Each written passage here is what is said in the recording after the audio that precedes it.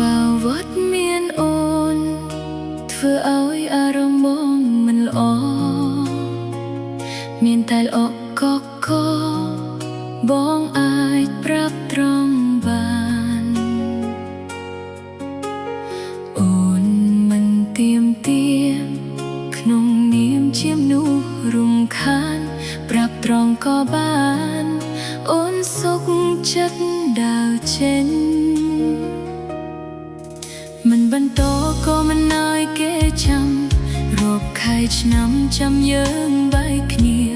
ដល់ពេលវេលាមិនអាចខត់មនុស្សអស់ចិត្តរំខានបងយូរពេកហើយមកត្រានត្រៃទៅរកអ្នកថ្មីដែលគេល្អជាងស្រីមានអ្វីដែលបងប្រាថ្នាស្រឡាញ់បងស្រឡាញ់ខ្លាំងភ្នែកស្រវឹងមើលមិនឃើញថាបងអស់ចិត្តអស់ស្នេហាលែងត្រូវការអូនទៀតហើ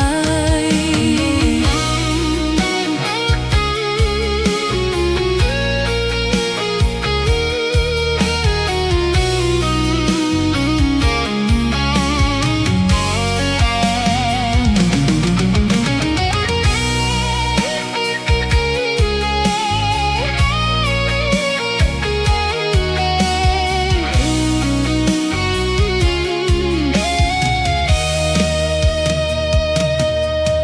មិនបន្តក៏មិនឲ្យគេចាំ